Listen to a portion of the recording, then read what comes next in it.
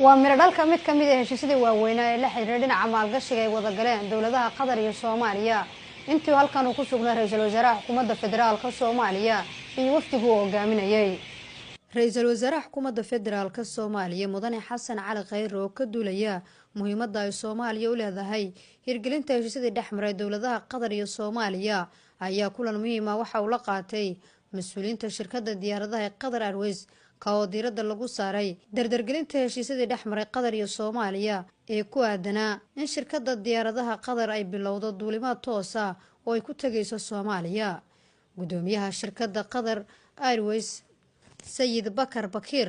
ayaa ra'iisul wasaaraha Soomaaliya u sheegay inay diyaar u yihiin inay bilaabaan duulimaadyadii tooska ah ee Muqdisho iyo Dooxa taasoo ay si rasmi ah u bilaabi doonaan 1 bisha Julaay ee sanadka 2019 isla markaana qayb ka ah qorshayaasha waaweyn ee ganacsiga Qatar ay ku doonayaan inay ku maalgashadaan Soomaaliya oo hadda ifisay fursad weyn oo dhinaca maalgashiga ah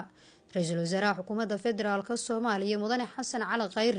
ayaa gudoomiyaha shirkadda Qatar Airways uga mahad celiyay inay ka dhabeeyeen heshiiskii ahaa in diyaaradda Qatar Airways ay bilowdo duulimaad toos ah oo ay ku tagayso Soomaaliya waxaana ku bogaadiyay in ganacsatada kale ee reer Qatar ay ku daydaan shirkadda Qatar Airways safiirka dawladda Soomaaliya u fadhiya wadanka Qatar Cabdirasaaq Faarax Cali ayaa warbaahinta qaranka u sheegay faa'iido ugu fadhiso Soomaaliya in diyaaradda Qatar Airways ay bilowdo duulimaad toos ah ay ku tagayso Soomaaliya bismillaahir rahmaanir rahiim ra'iisul wasaaruhu wuxuu la kulmay gudoomiyaha shirkadda Qatar Airways Sayid Akbar Al-Bakir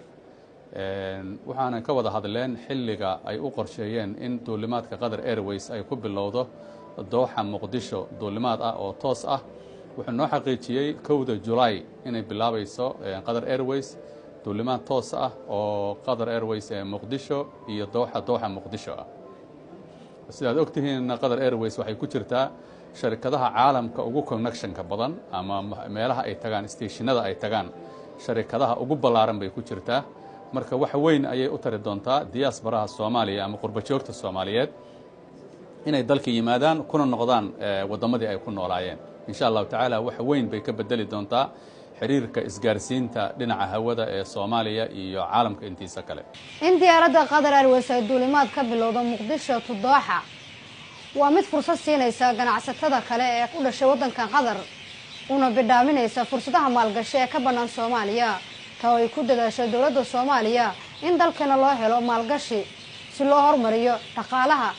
isla markaana shaqo abuur loogu sameeyo dhalinyarada Soomaaliyeed Nasr Bashiir Cali warbaahinta qaranka